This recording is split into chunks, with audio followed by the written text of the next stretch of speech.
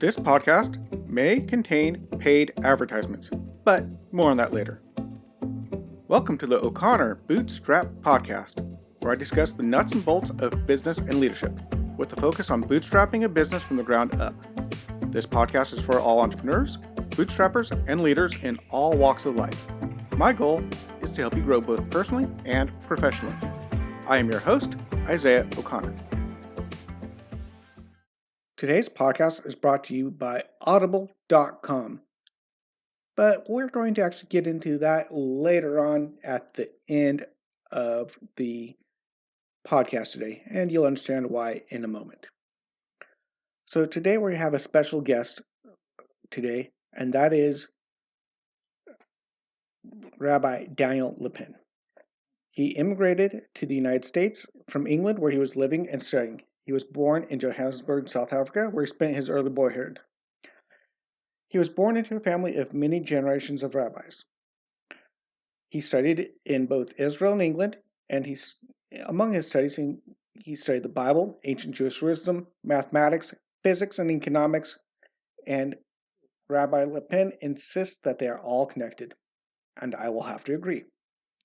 He fell in love with America on the second day of what he originally intended as a 3-week visit. He never left.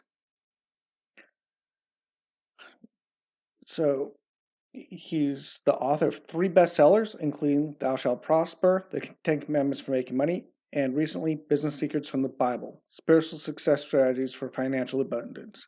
He teaches around the country on business and finance.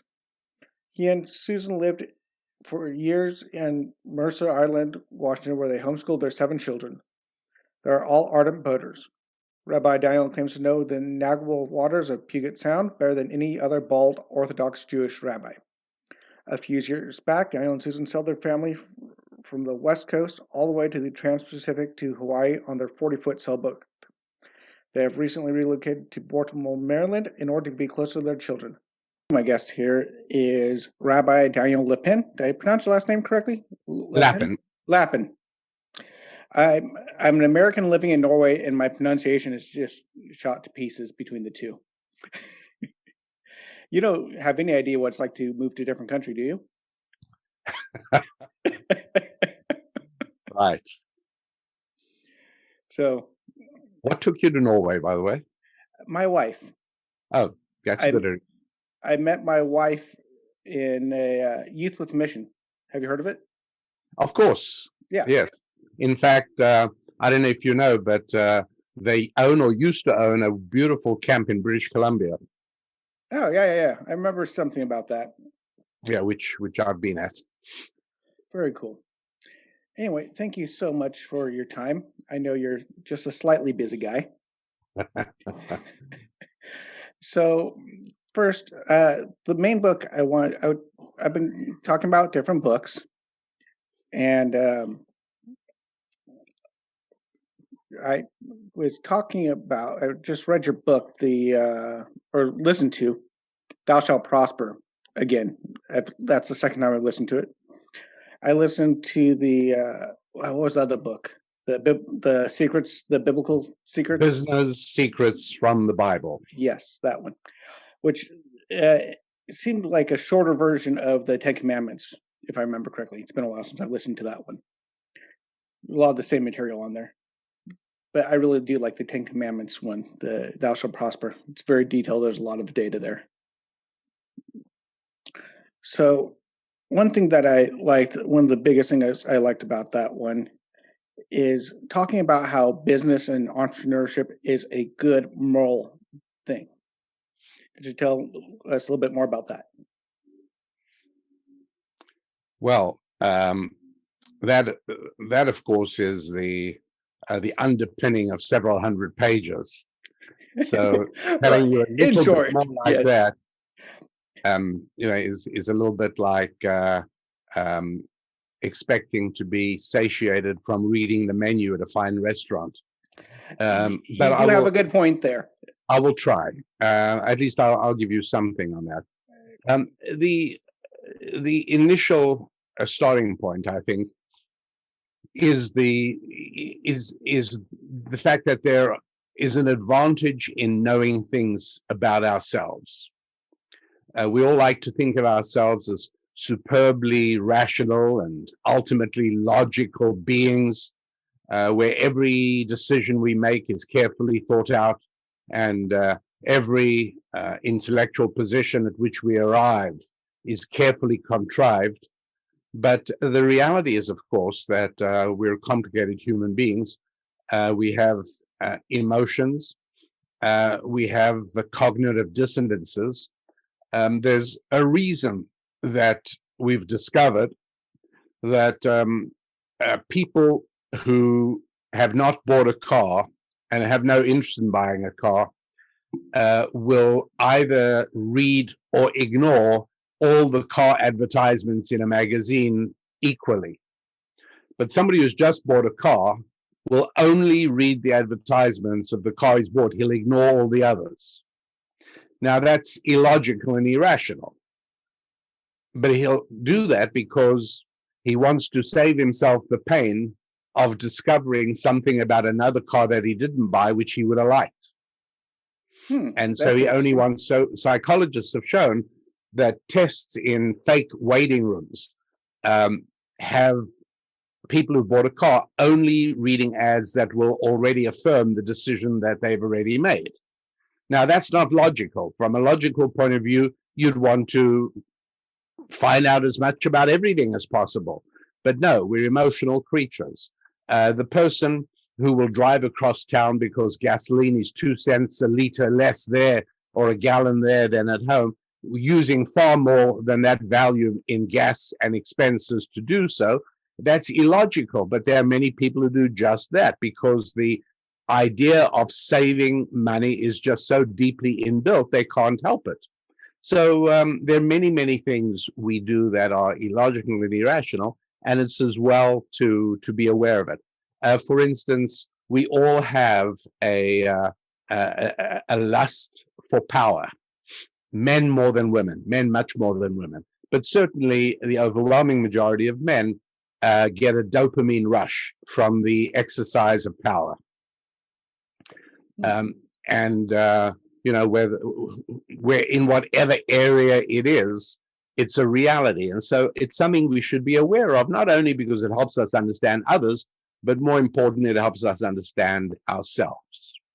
And one of the important principles with respect to thou shalt prosper, the 10 commandments for making money, is that we are more inclined to succeed at something that we believe can be done than we are to succeed at something untested. And so in 1953, Edmund Hillary and Sherpa Tenzing Norgay ascended Mount Everest. Nobody had ever done it before. But right now, and this summer will be no exception, there are so many people going up Mount Everest that they have a littering problem. There's chocolate bar wrappers. Yeah, I've heard of that.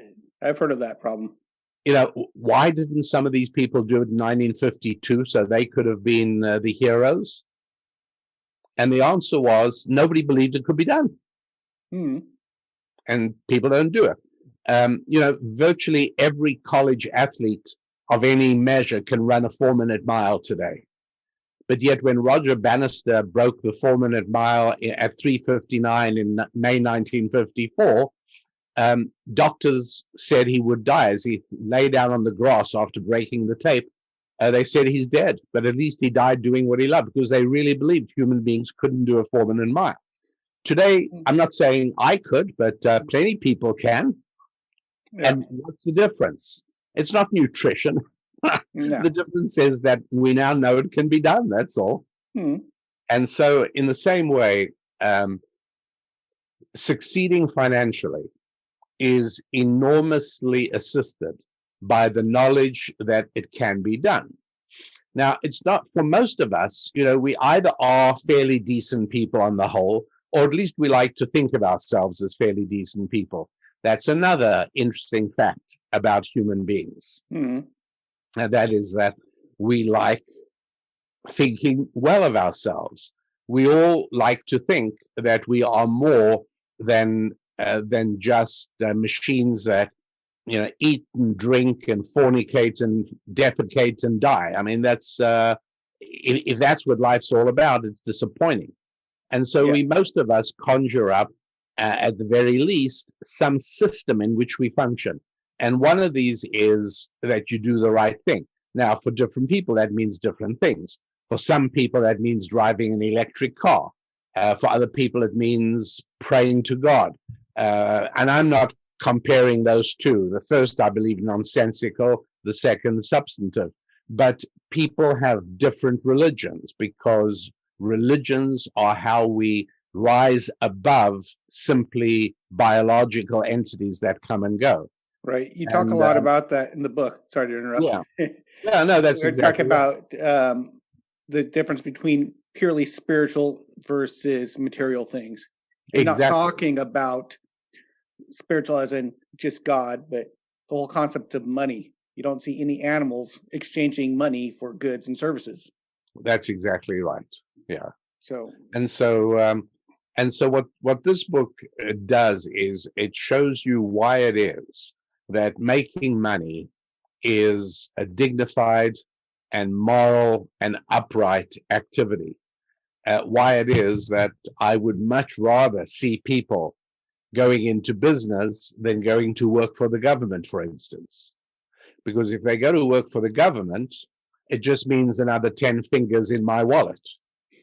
But if they go into business, the only way they get my money is by supplying me with something that I desire more than I desire the money. Yeah, that's one of my favorite things. I think you talked about it on Dave Ramsey. I heard you being interviewed with Dave Ramsey. That's how I got introduced to you. And you were talking about, in the book you said something else, but what stuck in my head was you called it, was it certificates of appreciation or certificates of something along those lines? Yeah, no, certificates of good performance. Of good performance, yeah. Yeah, but it's all, I mean, wherever you say it's absolutely true. I originally heard that concept from the great late economist Walter Williams. Yeah, I remember hearing his name somewhere along the lines, but maybe I should look into him more.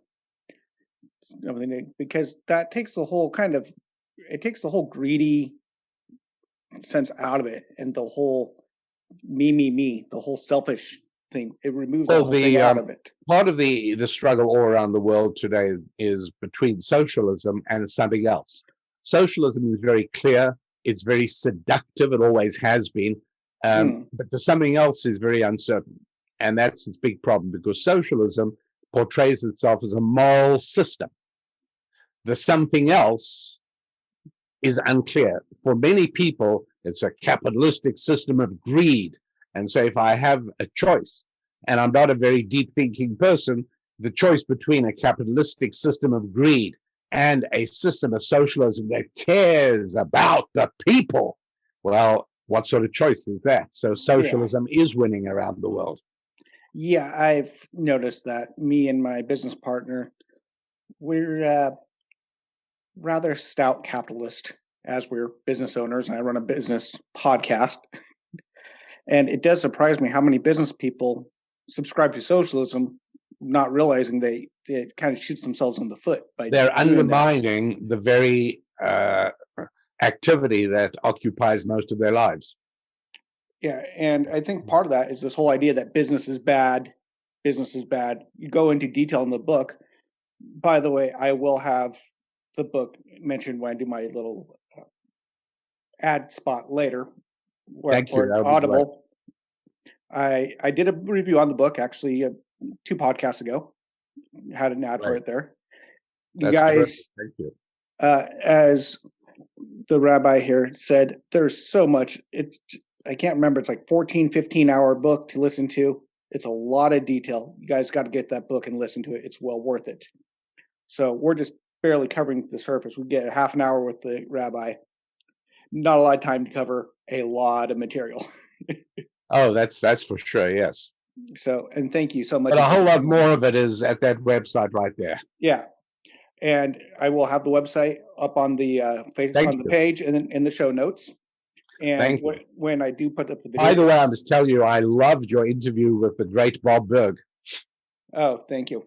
You did a lovely interview with him. He's a good guy. He is a great guy. So, yeah, I definitely put on all the access to websites, all that for you. No problem. But yeah, guys, this is a short interview. I have very little time with the rabbi. Definitely go look at his material. It's amazing. He has a YouTube channel as well, don't you? You're on I YouTube? certainly do. Yep, I certainly do. Definitely check him out on YouTube. I will put links in the description, links on my website. I'll do that all up for you guys.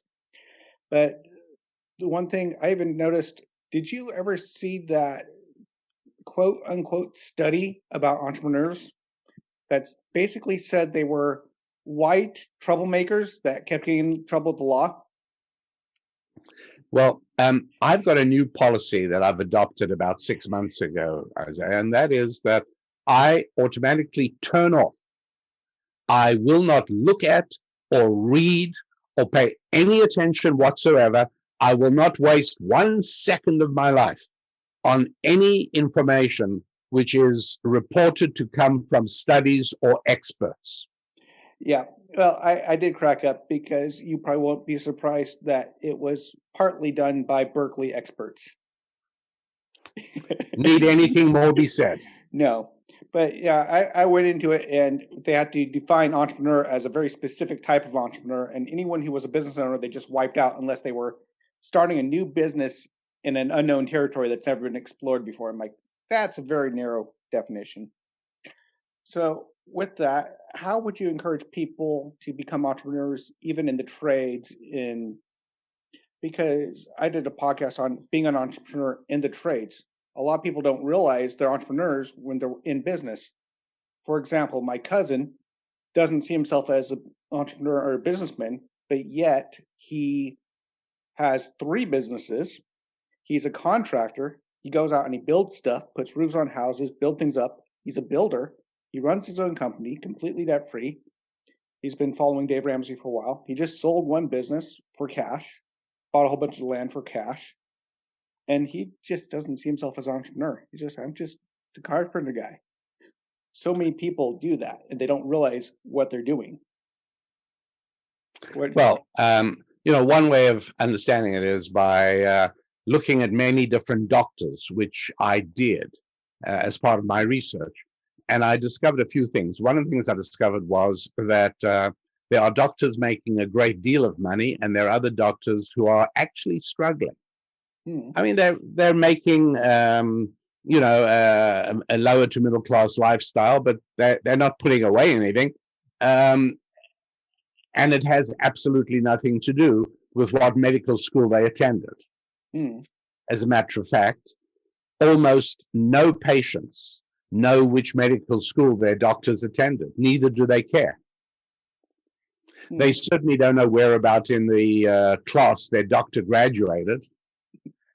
And when I've spoken to patients, I ask them, so tell me, do you really know that your doctor attended medical school? Even attended? And they say, well, yeah, because there's a certificate on his wall. I said, let me ask you something.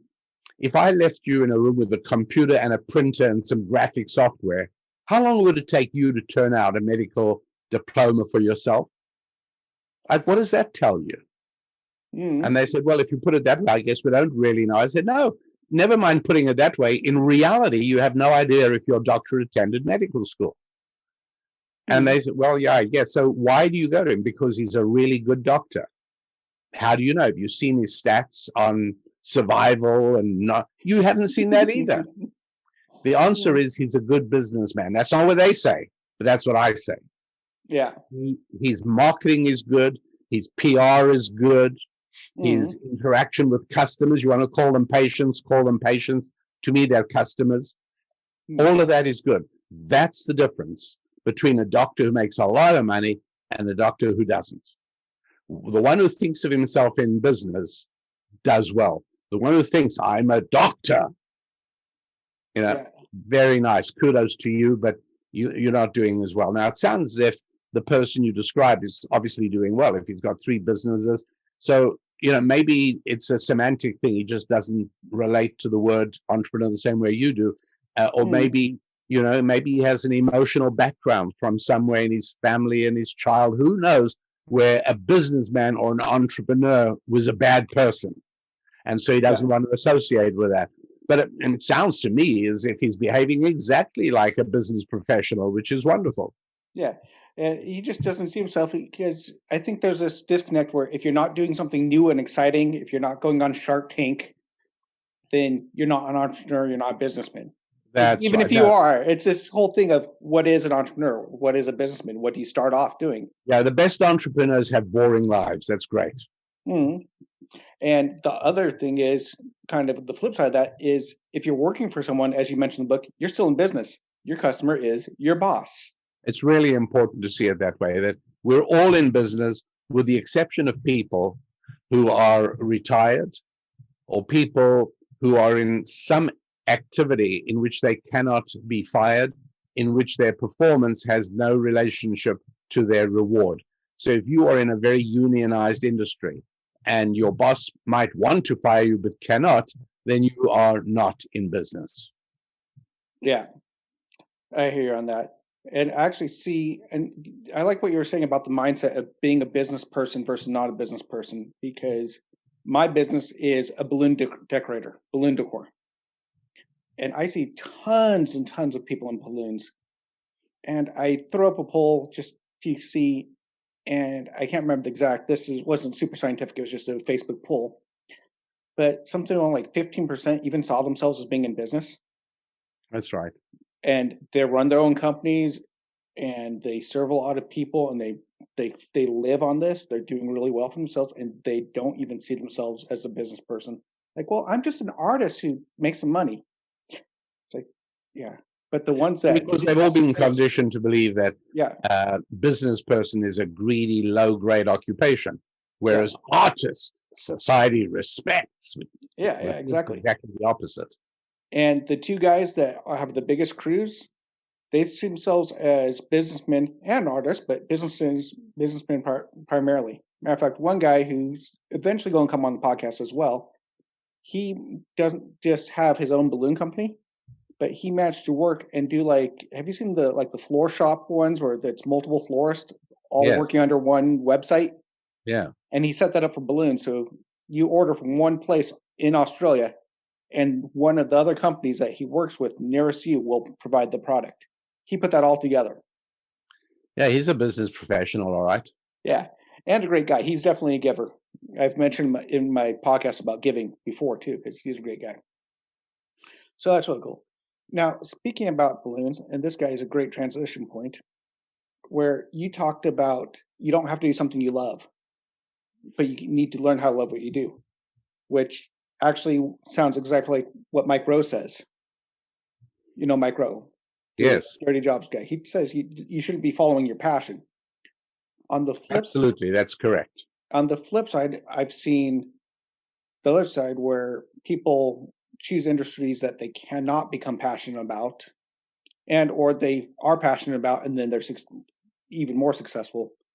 So do you think there's kind of a balance point on that, where, of course, you talked about boating in your book, just going out and driving a boat for fun, which living in southern Norway, you'd fit right in. Almost everyone has a boat, and in the summer. Yes, I know. I'd love to come and boat in the Baltic. Yeah, but here everyone just goes out in the summer, and they all go find an island. There's like 10,000 islands off the coast here. Little, like, by island, I mean 3 or 4 people can fit on it usually. Yeah, pile of rock. So they go out there, and they all go out there. Instead of going to the beach, they all take their boats out. You'd love it here. But I've seen that. I take, for example, DC versus Marvel in the movies. Marvel does care about what they do. They really have a passion for it, and they've been really successful. DC, the owners, the top dogs, Time Warner, well, it's just another business for them. Matter of fact, the Justice League movie that bombed so badly at the box office, I found out in my research that the directors just rushed it to production so they wouldn't miss a bonus. Okay, so driven by making the money. So do you think, how do I word this question? I think you should definitely make a business decision where you can become passionate about it, i.e., I'm a Dave Ramsey fan. I'm not going to get a job at a credit card company and become passionate about it. It's just not going to work very well. because I'm Dave Ramsey fan. It's just there's a disconnect, emotional disconnect there. No, absolutely right. I mean, of course, there's certain things that people can't do. I mean, if somebody is a deeply committed vegan, he's not going to do well in a butcher shop. That's all there is to it. That's a reality. But the other extreme is insisting on only finding work doing something you like. That's equally ridiculous. Yeah, and I like finding something you like, but not just for the money. I think that may be the key. Do you think you should go into business just for the potential money? It doesn't work that way. It never works. It works when you have, or you develop, or you have a passion for what you can do for other people. And every single successful tech startup, even though they break the mold in many, many ways, almost all of them are characterized by founders who are not in it for the money. Yeah, and now I think that's a key. They developed a very sharp eye for the money because that is the most reliable measure for how much you're doing for other people. Yeah, and I like Simon Sinek said, businesses need money, but it's more like the oil that makes the machine work. But business is not about money. It's there, it's needed, it makes things work, but that's not the point. I'd go but beyond that. It's not just the oil. Look, it is the purpose, and right now we're seeing many attempts to redefine the purpose of a business. The purpose of a business is to improve the environment. The purpose of a business is to provide health care for its workers. The purpose of a business is to repopulate the Sahara Desert. Whatever it is, it's complete and utter nonsense. A business is an artificial entity created for the purpose of increasing shareholder value. There isn't anything else. Now, if that's not enough for you, then you should go along and be a flower arranger. But that's what the purpose of a business is. So it's crucially important. I mean, if profit isn't important, it's the most important thing. Now, how do you get there? By being obsessively preoccupied with the needs of your customers, your employees, and your vendors. Right. And by the way, with that whole idea, it's kind of funny. It's if you read The Go-Giver and then you read the Thou Shalt Prosper right behind it, like I just did, Thou Shalt Prosper is basically the Go-Giver expanded edition. A lot, like everyone. Well, let me just twist. I want to make sure there's no imputed charge of plagiarism there. Oh no. No, but that's because what I found is principles and laws are universal. That's why they're principles and laws, because they're across culture. I even said this is a different culture. This is a different guy. He's a Jewish rabbi that grew up in the Jewish tradition. It's a different culture, but yet these laws are the same. And who's the Jewish rabbi you were alluding to? You. Oh, I see. All right. You're the only Jewish rabbi I know, actually, personally. The only one you need. Yes, America's rabbi, right? Everyone needs a rabbi. Well, Dave Rabbi. I've got to stop that appellation. It's not true, and it's a bit over grandiose. But when I was talking about it in my last podcast, I was going, different. You're a rabbi. You're a different culture than, say, where I grew up in California, or where Bob Burr grew up, or John Maxwell, because not all the points, but a lot of the Go-Giver points are also in the 21 Laws of Leadership by John Maxwell. And no, I mean, this is what you're saying is absolutely right, which is that if you're interested in Newton's 3 laws of motion, you can find them in 100 different textbooks. Yeah. Written in different styles and in different ways by different people in different times, in different places. But the 3 laws apply everywhere all the time, and they will be stated everywhere and all the time. So yes, in that sense, the timeless principles for making money are absolutely reliable. They are principles, they're rules, they're axiomatic. Yeah, and it doesn't matter where you are, where you live, where you're born. And even like I said, just the way you treat your customer, even if it's your boss. Because just an example, my current boss, I had to go get a job. I got a job building arcade machines, which is kind of fun. I had an arcade in the background working in arcades years ago. Came across a guy who's building them, managed to get a job because my balloon business is completely kaput from COVID. All the rules strict. It goes from like 10 people, then you can have 30, then it goes back down to 10. It's really hard to get a entertainment gig right now. So I got another job, no problem. And I've been trying to treat my boss as my customer and try to learn as much and provide as much value as I can. And the more value he does, is like now he's saying, if I teach you how to cut out the machines and build them, because right now I've been just doing the finishing touches. Another guy builds the actual cabinet, and then I come in and apply the vinyl decal and the joysticks and the buttons and all the final stuff. But can you learn how to cut them out and build them? I said, yeah. Okay, cool. I'll pay you $1,000 each for this, or whatever money. So as I learn more, as I try to provide the best value for him, take care of him, look out for him, I'm making more money too, just by providing the best customer service to my customer, being my boss. So again, this was a business. I approached him like a businessman to a businessman, not like just as an employee to an employer relationship. Right. So I took business principles into a job, and I'm growing my income. Yeah, no, you're applying these rules absolutely, and they will work, and they will carry you forward. So, and it looks like we're just about out of time here. I'm afraid we are, unfortunately, because I enjoyed talking with you. Yeah, very nice. Hopefully we can do it again sometime. I look forward. Any last thoughts for entrepreneurs and bootstrappers and leaders listening to this podcast? Last thoughts? Just do it. Stop with excuses. Don't give me explanations. And for heaven's sake, don't blame your parents. Okay, they were good people doing their best. Everything that happened after that, you screwed up yourself.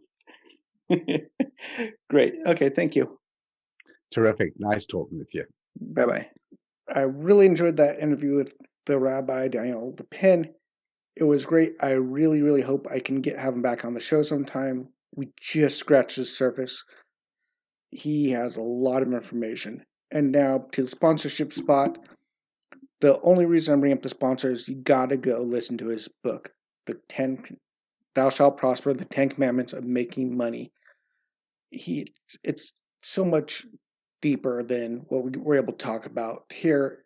I mean, we had a 30-minute interview, and it's like a 13, 14-hour book.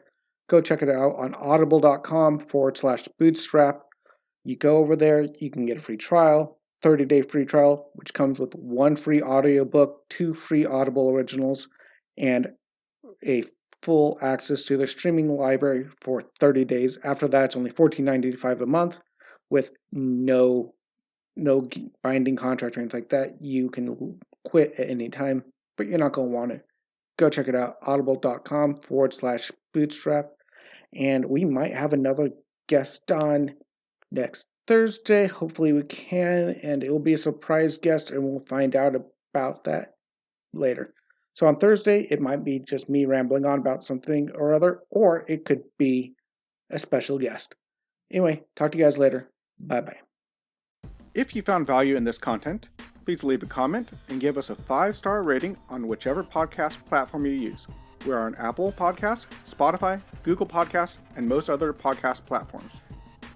If you would like to support us, you can check out our sponsor links, or if you would like to directly support the show, you can donate or join our membership program at buymeacoffee.com/bootstrap. Of course, it really helps when you share these podcasts as well. If you would like to interact with me and other bootstrappers and leaders, you can join our O'Connor Bootstrap Podcast Facebook group. You have been listening to the O'Connor Bootstrap Podcast and Athos Business Solutions Podcast. to our companion podcast, the Athos Business Podcast, hosted by Jason St. Clair. Past episodes and related blogs, check out our website at www.athos.com, which is www.atheoz.com, or theoz.com. Until next time, I've been your friendly neighborhood entrepreneur, Isaiah O'Connor.